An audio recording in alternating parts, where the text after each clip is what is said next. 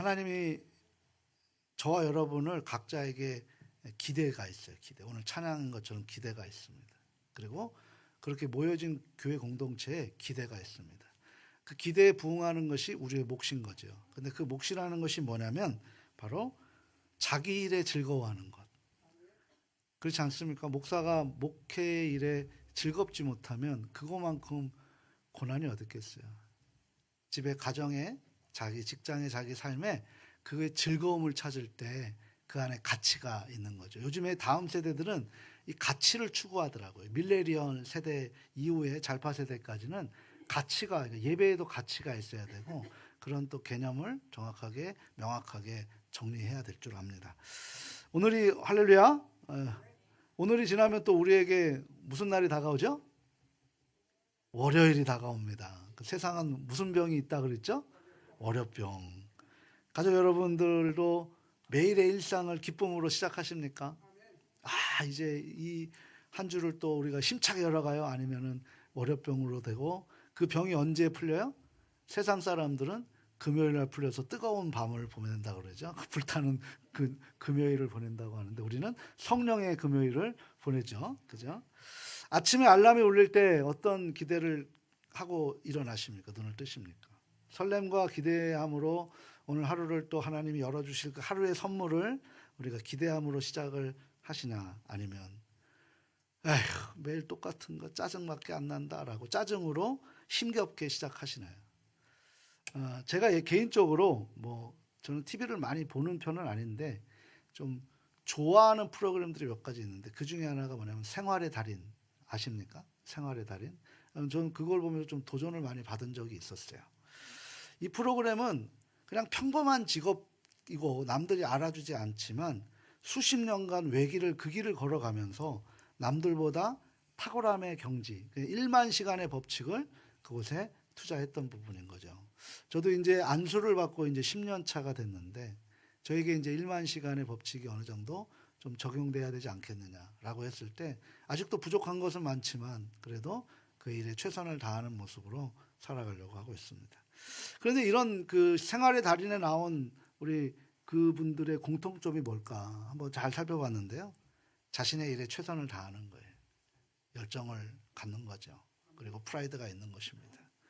그 일 자체에 자부심과 일의 의미에 기쁨과 그리고 그 가치를 찾게 되는 거예요.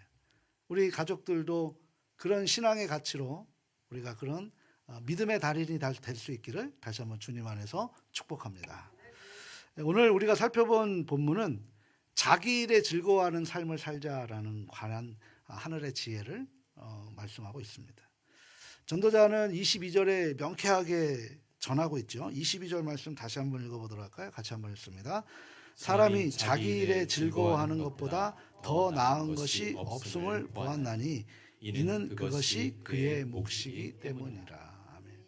그러니까 우리가 기뻐할 수 있는 일은 뭘까요? 성경이 지금 말씀하고 있는데 그 일에 자기의 일이라는 자기의 몫을 발견할 때 그 일이 기뻐하는 줄 믿습니다. 그게 행복인 거예요. 그게 지혜인 거죠. 그런데 이상하지 않아요? 전도서는 뭐라고 얘기합니까? 처음에 시작할 때 전도서 1장 2절에 헛되니 모든 것이 헛되도다라고 시작을 합니다. 그렇게 탄식으로 시작한 게 전도서예요. 인생의 허무함을 가장 날카롭게 집어내는 전도서. 이 전도자가 왜 지금 자기 일을 뭐하라? 즐거워하라고 권면할 수 있을까? 이 오늘 말씀을 통해서 우리는 세 가지의 질문에 함께 답을 찾는 시간을 한번 가져보려고 하는데요. 첫 번째는 뭘까요? 한번 같이 읽어볼까요? 왜 이 불완전한 세상에서 자기 일의 즐거움을 찾으려고 하는가? 이 질문을 해서 한번 우리가 답을 찾아보자는 거예요. 또 두 번째 한번 또 질문 한번 봅니다. 결국 죽음을 향해 가는 유한한 인생에서 일의 진정한 의미가 무엇인가? 이것도 한번 우리가 한번 살펴보자는 거죠. 세 번째는 뭡니까?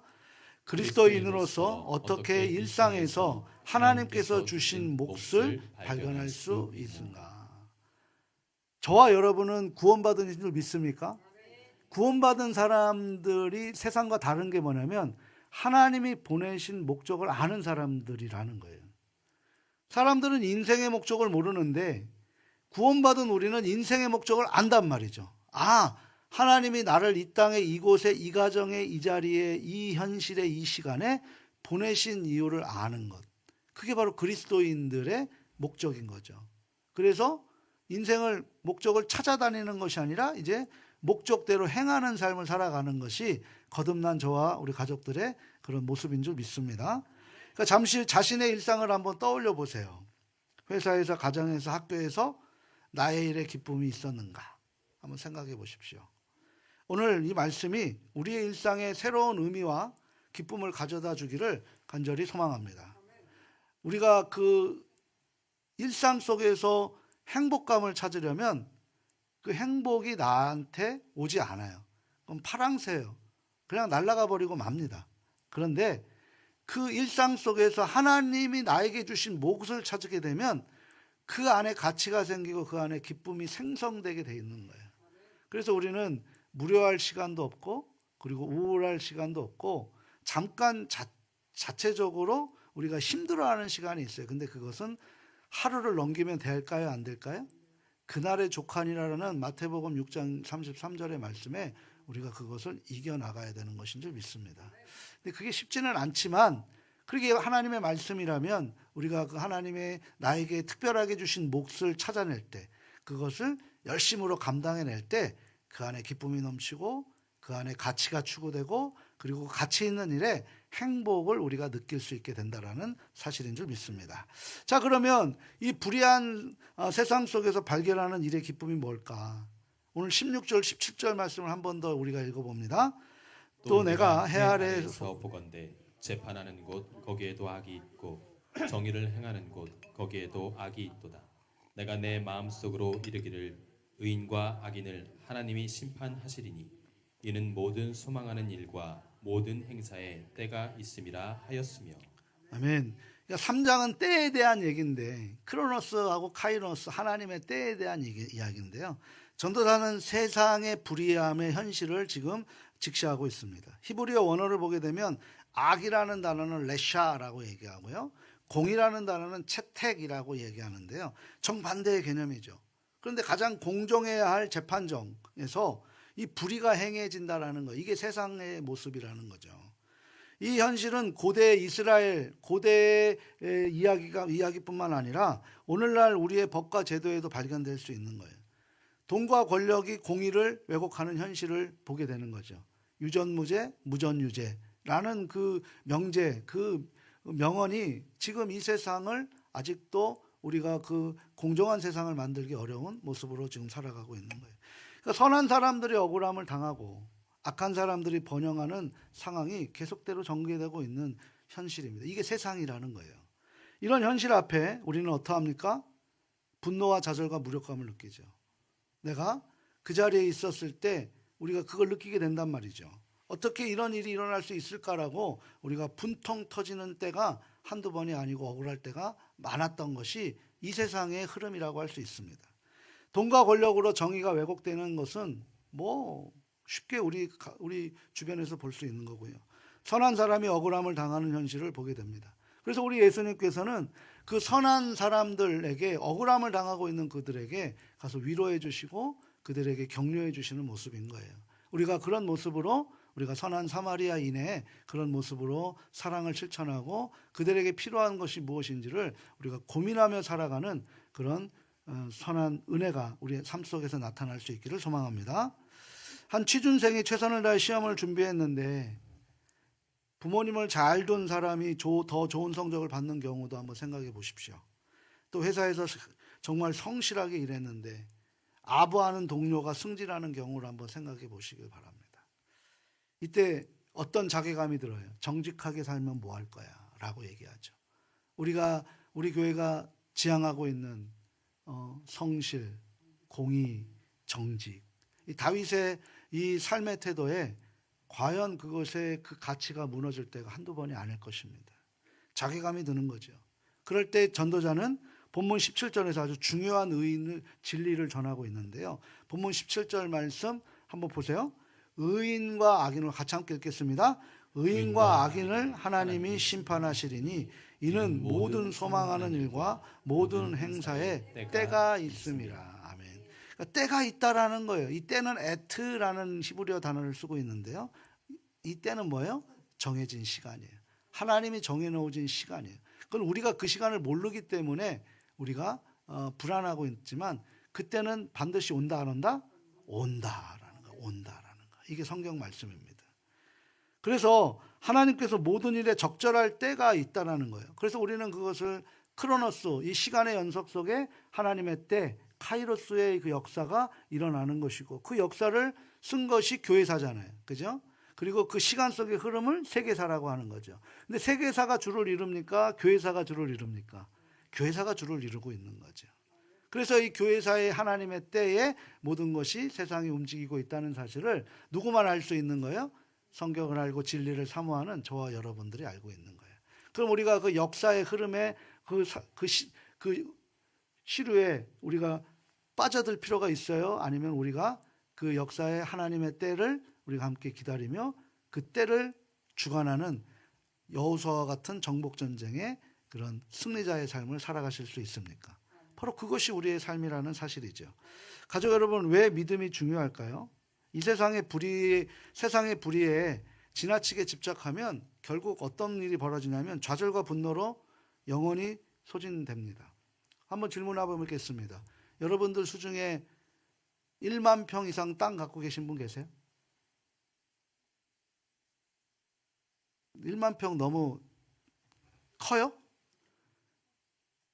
자, 그럼 200평의 집이 있으신 분 계십니까? 아무도 안 계세요? 왜 그러세요? 좀 갖고 좀 계시지. 땅도 한 2만 평, 3만 평, 5만 평 좀 갖고 계시고 하시지. 그럼 우리는 약자잖아요. 그죠? 저는 옛날에 제가 이사 많이 다니고 할 때, 이 세상에 이렇게 아파트는 많이 줘가는데 내 집이 하나 없네? 그럴 때가 한두 번이 아니었다는 거예요. 근데 그게 부럽지는 않았다는 거죠. 그러니까 이 세상에, 불의한 세상에 우리가 집착하게 되면 결국 어떤 일이 벌어지냐면 좌절과 분노가 일어나게 되는 거예요. 그래서 영혼이 소진되어 버립니다. 하지만 하나님께서 최종 심판자이심을 믿을 때 우리는 현재의 불의에 압도되지 않고 우리는 어떻게 돼요? 우리 일에 집중하게 되는 거예요. 우리 일에 우리가 힘겨워하지 말고 집중하게 되는 거예요. 제가 가장 부탁드리고 싶은 건 뭐냐면 옆에 사람과 비교하는 거. 우리 목사님들도 그래요. 저도 그래요. 저도 그래요. 막 옆에 우리 이번에 가장제일교회가 그 주변에 아파트가 막 조성되면서 그 아파트 조성되는데 그 건축사가 아파트 거기에 교회를 져준대요. 너무 부러운 거예요. 야, 우리도 그렇게 됐으면 좋겠다. 우리는 언제 아파트 지나, 우리 뒤에. 여기 진다고 벌써 몇 년 전에 그랬는데, 우리에게 땅만 팔아주시고 우리가 빚 갚는 데만 좀 쓰고 그러는데, 막 그런 그림이 그려지는 거야. 그 아파트 지어지면 여기 입구가 없어갖고 불편할 때 우리 이 교회 입구를 내어주고 이쪽에 교회 지어주면 좋겠다. 막 그런 생각도 하고 있어요. 그래서, 그렇게 기도하면은 우리 그렇게 막 힘들지 않게 교회 지을 수 있잖아. 하나님의 은혜입니다라고 생각할 때도 있다는 거죠. 근데 비교하면 뭐가 생겨요? 자꾸 내 현실이 무너져 버린다는 거죠. 우리 예수님을 한번 생각해 보시길 바랍니다. 예수님은 이 세상에서 가장 큰 불의를 당하셨어요. 죄가 없으신 분이 십자가에 못 박히셨던 거죠. 베드로전서 2장 2절과 23절 24절 같이 한번 읽어봅니다. 욕을 당하시되 맞대어 욕하지 아니하시고 고난을 당하시되 위협하지 아니하시고 오직 공의로 심판하시는 이에게 부탁하시며 친히 나무에 달려 그 몸으로 우리 죄를 담당하셨으니 이는 우리로 죄에 대하여 죽고 의에 대하여 살게 하려 하심이라. 그가 채찍에 맞음으로 너희는 나음을 얻었나니. 아멘. 그러니까 예수님은 맞대어 욕하지도 아니하시고 고난을 당하시는데 위협하지도 아니하셨다라는 거예요. 그 대신 누구한테 뭐 하셨어요? 하나님 앞에 일렀대요.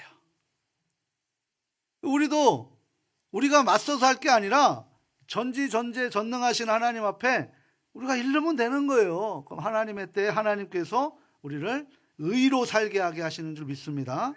온갖 불의 속에서 하나님 아버지께 맡기신 일에 우리는 그럼 뭐 하면 돼요? 내가 맡겨진 일에 기쁨으로 충성하면 되는 거예요. 요한복음 4장 34절 말씀인데요. 같이 한번 읽어보도록 합니다. 예수께서 또 이르시되 나의 양식은 나를 보내신 이의 뜻을 행하며 그의 일을 온전히 이루는 이것이니라. 아멘. 우리 사랑하는 가족 여러분, 잠시 한번 생각해 보세요. 내가 지금 겪고 있는 불의한 상황이 무엇인가? 내가 지금 그 상황 때문에, 그 어려움 때문에 내 일을 기쁨으로, 내 일의 기쁨을 잃어버리고 있지는 않았는가? 한번 생각해 보시길 바랍니다. 오늘 우리에게 필요한 것은 세상의 불의의 분노에서 에너지를 소진할 것이 아니라 하나님의 공의를 신뢰하고 하나님이 분명히 우리를 책임져 주신다라는 그 믿음의 확신을 가지고 내게 지금 맡겨진 일, 나에게 처해진 일에 대해서 최선을 다하고 열정을 거기에다가 이끄는 거예요. 그것이 예수님께서 보여주신 길이심을 믿으시기를 주님 안에서 소망합니다. 그래서 유한한 인생의 일과 영원한 가치가 있는데요. 우리 오늘 본문 18절에서 21절 말씀도 연이어 한번 읽어보도록 합니다. 내가 내 마음속으로 이르기를 인생들의 일에 대하여 하나님이 그들을 시험하시리니 그들이 자기가 짐승과 다름이 없는 줄을 깨닫게 하려 하심이라 하였노라. 인생이 당하는 일을 짐승도 당하나니 그들이 당하는 일이 일반이라 다 동일한 호흡이 있어서 짐승이 죽음같이 사람도 죽으니 사람이 짐승보다 뛰어남이 없음은 모든 것이 헛됨이로다. 다 흙으로 말미암았으므로 다 흙으로 돌아가니 다 한 곳으로 가거니와 인생의 혼은 위로 올라가고 짐승의 혼은 아래 곧 땅으로 내려가는 줄을 누가 알랴. 아멘. 가족 여러분, 이 말씀 처음 듣게 되면 굉장히 충격적이지 않아요? 전도자는 충격적인 진리를 전하고 있어요. 전도자는 인간이나 짐승이 공통으로 경험하는 것이 뭐라는 거예요? 죽음이라는 거예요. 죽음. 근데 인간이 아무리 지식과 문명이 발전했어도 결국 짐승과 같이 뭘 맞이하게 된다? 죽음을 맞이하게 되는 거예요. 그런데 인간은 어디로 올라가야 되는 거예요? 하늘로 올라가야 되는데 우리가 그 인간이 되기 위해서는 하나님의 형상을 회복해야 되는 거잖아요. 근데 그걸 형상을 회복하지 못하면 우리는 어디로 내려가는 거예요? 땅으로 내려가는 짐승과 다를 바가 없다는 거예요. 이것이 바로 다른 점이라는 거예요. 우리가 이 세상을 살아가면서 그것을 우리가 확신을 가지고 전하는 것이 우리가 하는 일이지, 우리가 이 땅에 세상 사람들과 똑같이 살면서 더 잘 살기 위해서 성경은 우리에게 그것을 전하고 있지 않는다라는 거죠. 현대사회에 우리는 죽음에 대해 생각을 꺼립니다. 근데 기독교는 웰다잉의 종교예요. 잘 죽기 위해서 살아가는 종교란 말이죠. 그 젊음과 건강을 유지하기 위해서 엄청난 노력과 비용을 들이지만 이 웰빙 시대에 웰다잉이라는 것은 저 멀리 있는 거예요. 나하고 죽음과는 가까이 있는 게 아니라는 거예요. 지금 내 삶의 문제인 거죠. 그런데 우리가 삶을 그렇게 삽니까? 유교나 불교 같은 경우는 죽은 자에 대해서 효를 하는 종교지만 기독교는 뭐예요? 죽은 분이 아니라 살아있을 때 효를 하는 종교예요. 이게 다른 거예요. 그래서 뭐 제사가 중요한 것이 아니라 살아있을 때가 중요하다라는 것을 알려주시는 것이 바로 기독교의 정신이라는 거죠. 그러니까 결국 모든 사람은 다 죽음을 맞이하게 되는데요. 부자나 가난한 자나 유명한 사람이나 평범한 사람이나 상관없다는 거예요. 그런데 21절에 의미심장한 질문을 합니다. 인생의 혼은 위로 올라가고 짐승의 혼은 아래로 내려가는 줄을 누가 알랴라는 질문을 하는 거예요. 인간의 영적 차원에 대한 가능성을 열어두고 있는 것입니다. 우리 예수님께서 이 질문에 결정적인 답을 주셨는데요. 그게 요한복음 11장 25절 26절 말씀이에요. 같이 한번 읽어보도록 합니다. 예수께서 이르시되 나는 부활이요 생명이니 나를 믿는 자는 죽어도 살겠고 무릇 살아서 나를 믿는 자는 영원히 죽지 아니하리니 이것을 내가 믿느냐. 아멘. 가족 여러분, 이 주님의 말씀이 복음의 핵심이라는 거예요. 우리는 구원받은 우리는 절대 땅에 묻히는 존재가 아니라 주님 다시 오실 때 에스겔 37장에 우리가 다시 하나님을 맞이하는 부활체로 임한다는 거예요. 그러면 이제 이렇게 화장했는데요? 라고 얘기하는 거예요. 아니, 뼈가 뭐 100년 지나면 뼈가 그대로 남아 있습니까? 다 땅속에 다 흩어져 버리는 거죠. 그게 아니라 부활체, 그러니까 새 예루살렘과 새 땅, 새 하늘에 맞는 부활체로 우리가 다시 부활하는 에스겔 37장의 그 말씀을 이야기하는 거예요. 그리스도 안에 있으면 더 이상 우리는 짐승과 다를 바 없는 존재가 아닌 줄 믿으시길 바랍니다. 우리는 하나님의 형상대로 지음받은 존재를 우리가 회복하는 거예요. 잃어버린 그 영혼을 찾는 것이 바로 구원의 메시지인 것이죠. 그리스도의 구속을 통해 이제 하나님의 자녀가 됐다라는 사실인 줄 믿습니다. 그걸 사도 바울이 너무나 잘 알고 있어서 로마서에서 5장 15, 17절에 이것을 이렇게 명확하게 정리를 하고 있어요. 같이 한번 읽어보도록 합니다. 너희는 다시 무수하는 종의 영을 받지 아니하고 양자의 영을 받았으므로 우리가 아빠 아버지라고 부르짖느니라. 성령이 친히 우리의 영과 더불어 우리가 하나님의 자녀인 것을 증언하시나니 자녀이면 또한 상속자 곧 하나님의 상속자요 그리스도와 함께 한 상속자니 우리가 그와 함께 영광을 받기 위하여 고난도 함께 받아야 할 것이니라. 아멘. 그러니까 이게 뭔 얘기예요? 하나님이 우리 아버지라는 거예요. 그러니까 우리는 아빠가 있으면 누구한테 일러요? 아빠한테 다 잃는다고 하잖아요. 억울한 일이 있을 때. 그 아빠가 계신단 말이에요. 그런데 그 아빠가 우리가 그의 상속자가 됐을 때 우리는 뭔 상속을 받느냐? 이 땅에서는 바로 고난, 우리가 감당해야 될 몫이 있다는 거예요. 몫이. 그것을 우리가 감당하는 것이 바로 우리가 하나님의 상속자라는 것을 잊지 않을 때 기쁨으로 그것을 맞이하게 된다는 사실입니다. 한번 진지하게 생각해 보십시오. 유한한 인생을 사는 우리가 어떤 의미로 의미 있는 가치를 가지고 살아갈 수 있겠을까요? 바로 그리스도 안에서 영혼을 바라보며 오늘을 충실하게 사는 거예요. 그래서 영혼은 이게 그 기독교인들이 만들어낸 그 언어 중에 하나잖아요. 영혼은 그 안에 기독교가 정신이 담겨 있어요. 그래서 오늘이라는 그 단어가 선물이라는 단어와 같이 동의어를 씁니다. 그러니까 오늘을 우리가 선물로 주신 그 은혜에 우리가 그것을 충실히 살아내는 거예요. 우리는 단순한 그냥 생존 수단으로서 사는 것이 아니라 우리의 일이 하나님의 영광을 드러내고 그리스도의 사랑을 실천하는 통로가 되는 거예요.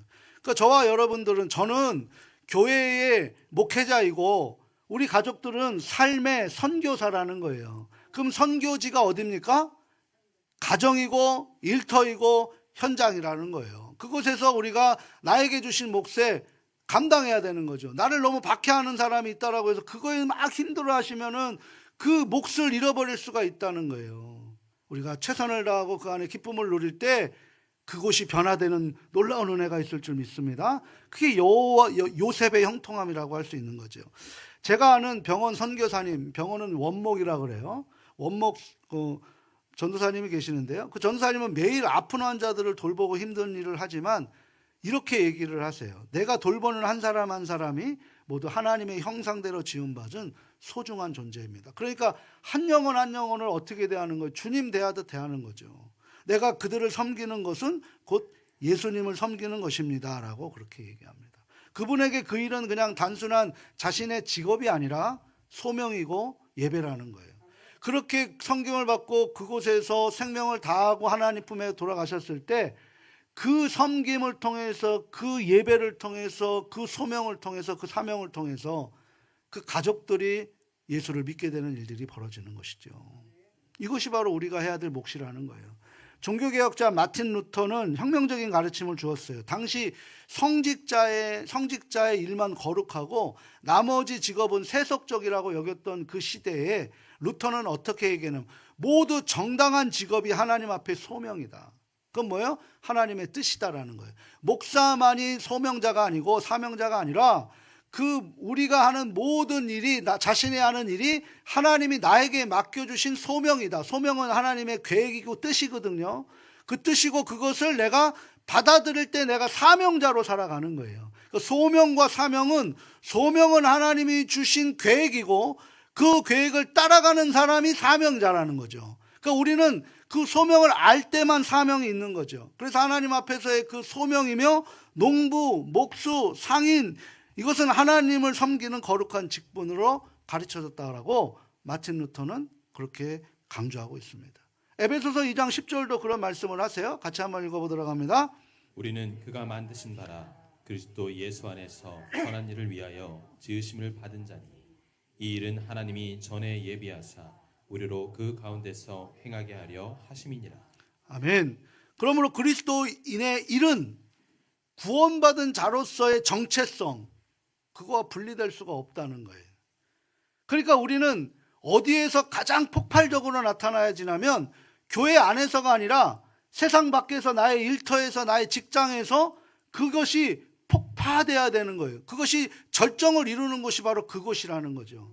이것이 바로 세상의 빛과 소금의 역할을 감당하라고 주님께서 말씀해 주신 진리입니다. 그 그리스도의 구속사역에 동참하는 자로서 우리가 오늘을 살아가는 거예요. 최선을 다해서. 그곳에 죽어가는 영혼을 살려내는 일에 우리가 사용되는 거예요. 어떻게? 다 힘들어. 다 어려워. 그런데 내 안에 기쁨이 넘치는 거예요. 저도 이 포커페이스가 안 돼요. 참 목사로서의 치명적인 약점입니다. 그래서 조금만 인상이 어두우면 나는 의식적으로 그것을 막 감추려고 하는데도 목사님 어디 뭐 있으세요? 라고 할 그렇게 포커페이스가 안 돼요. 뭐 좀 그래 제가 이 목사로서 정말 좀 숨겨야 되는데 이게 겉과 속이 별로 다를 게 없어요. 저는 뒷담화를 안 해요. 차라리 앞에서 욕하고 말지. 그러면 앞에서 욕하고 미안해서 이렇게 교육자들이 이렇게 얘기해 주면 이상하대. 왜 욕을 하고 왜 또 달래주니? 욕하면 끝내버리지라고 얘기를 해요. 마음이 약해서. 근데 이 포커페이스가 안 되는 거예요. 그 이게 뭐냐면 우리는 삶의 자리에서 힘들고 어려울 때 그 기쁨의 얼굴을 하고 있을 때 세상 사람들이 우리에게 다가오는 거예요. 이게 세상이 감당하지 못할 믿음을 품어내는 사람들인 줄 믿습니다. 그러니까 저처럼 포커페이스 하려고 노력하지 마시고 어떻게 해야 돼? 그럼 저도 그런 이제 오늘 말씀 중에서 이제 다시 한번 배우게 되는데 그냥 기뻐하면 되겠구나. 힘들어도 기뻐하면 되겠구나. 그러면 뭐 제가 조금 인상 쓰고 있으면 제 곁에 오지 마세요. 상처받지 마시고 저 인간 좀 뭐가 좀 있구나라고 생각하시고 좀 피하시면 돼. 그러면 나도 모르게 저 하루 넘기진 않으니까 그렇게 해서 이제 할 수 있습니다. 그리스도께서 이 세상에 오셔서 섬기는 것처럼 우리도 우리 하나님 우리의 일을 통해 섬기는 거예요. 일은 단순한 생계수단이 아니라 하나님의 영광을 드러내고 하나님의 사랑을 실천해 나는 통로임을 다시 한번 기억하실 수 있기를 소망합니다. 그리고 22절 말씀 마지막으로 한번 읽어보도록 할게요. 그러므로 나는 사람이 자기 일에 즐거워하는 것보다 더 나은 것이 없음을 보았나니 이는 그것이 그의 몫이기 때문이라. 그의 뒤에 일어날 일이 무엇인지를 보게 하려고 그를 도로 데리고 올 자가 누구이랴. 아멘. 여기서 그의 몫이라라고 얘기했는데 이 몫이라는 것은 히브리어로 헬레크라는 단어를 쓰고 있는데요. 뭐예요? 할당이에요. 할당. 그러니까 나에게 주신 할당이 있는 거죠. 그게 뭐예요? 감당하지 못할 시험을 우리에게 주실 일이 있어요? 없어요? 없다는 거예요. 우리에게 감당할 만한 것을 주신다는 거예요. 하나님께서 각 사람에게 나누어 주신 선물, 특별한 선물, 책임, 기회를 의미합니다. 저는 이 몫이라는 단어가 참 의미심장합니다. 가족 여러분, 몫이란 무엇일까요? 나에게 주어진 그리고 내가 책임져야 할 부분이라는 거예요. 목사가 이 자리에서 내게 주어진 몫에 대해서 최선을 다하는 거죠. 내게 주어진 그것을 통해서 다른 사람이 아닌 하나님께서 나에게 특별히 주신 그런 할당이라는 거예요. 이것이 목사에게만 있습니까? 우리 가족들에게도 있는 거예요.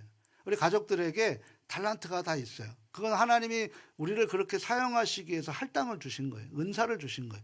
근데 그게 나한테 놓고 저 사람에게 있는 거 그거 하지 마세요. 그거는 그 사람 거고 나에게 내 거를 찾으셔야지.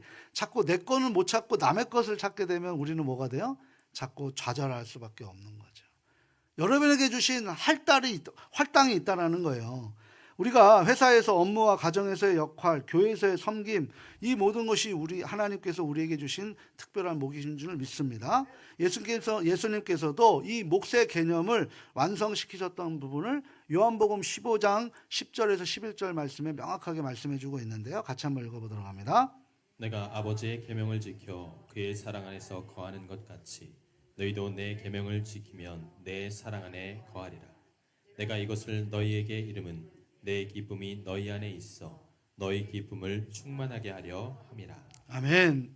그렇다면 그리스도인으로서 우리가 어떻게 일상에서 하나님의 몫을 발견할 수 있을까? 우리가 짧게 몇 가지만 우리가 살피면서 우리가 실천할 수 있기를 바랍니다. 첫 번째 볼까요? 우리의 일을 그리스도의 구속 사역의 관점에서 바라봐야 하는 거예요. 내가 하는 일을 그냥 먹고 사는 문제가 아니라 예수님의 관점에서 다시 한번 바라보는 시각이 있길 바랍니다. 오늘 골로새서 1장 13절 14절 말씀에 같이 한번 읽어봅니다. 그가 우리를 흑암의 권세에서 건져내사 그의 사랑의 아들의 나라로 옮기셨으니 그 아들 안에서 우리가 속량 곧 죄사함을 얻었도다. 아멘. 그러니까 우리가 삶의 자리에서 하는 모든 것은 구원과 연관되어 있어야 되는 거예요. 복음과 연관되어 있어야 되는 거예요. 그런 삶을 살아내실 수 있는 관점이 확장될 수 있기를 소망합니다.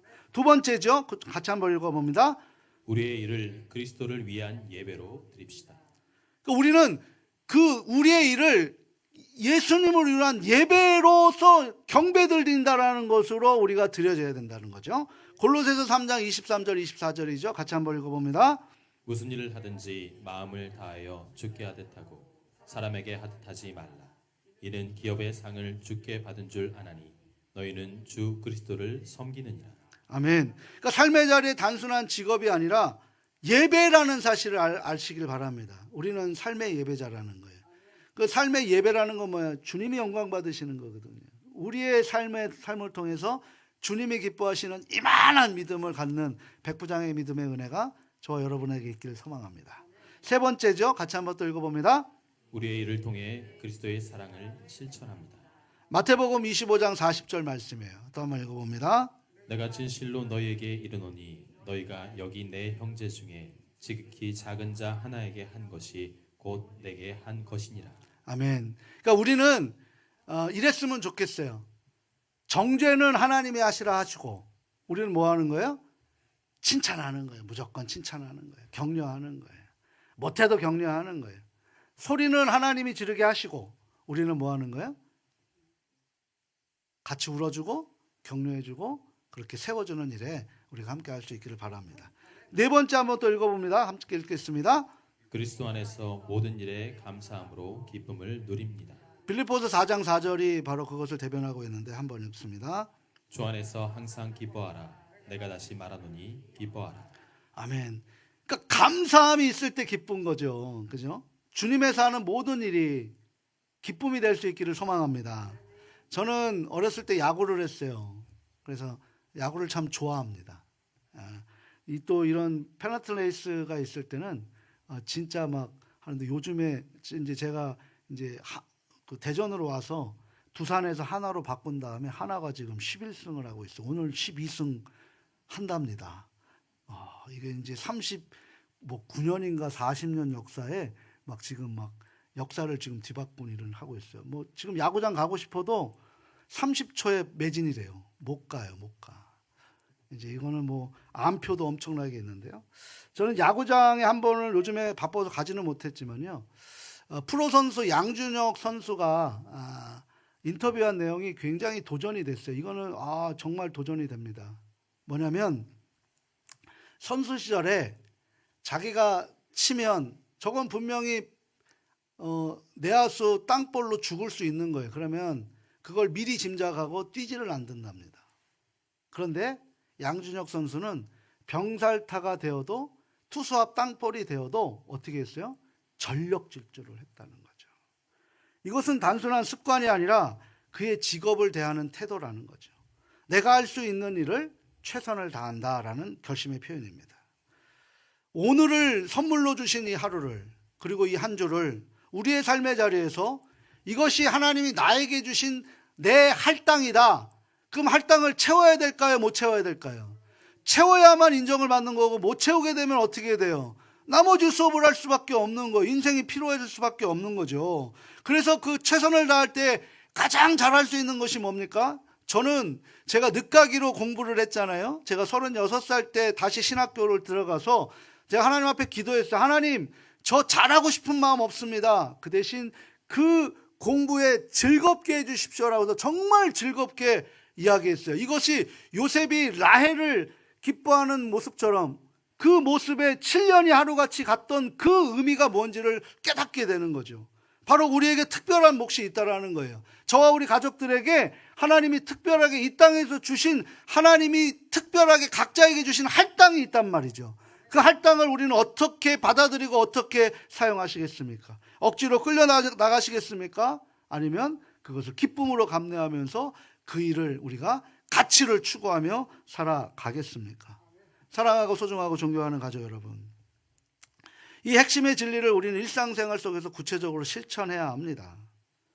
오늘 내게 주신 몫을 하루를 시작할 때 기쁨으로 감당해 주십시오라고 기도하며 시작하시기를 소망합니다.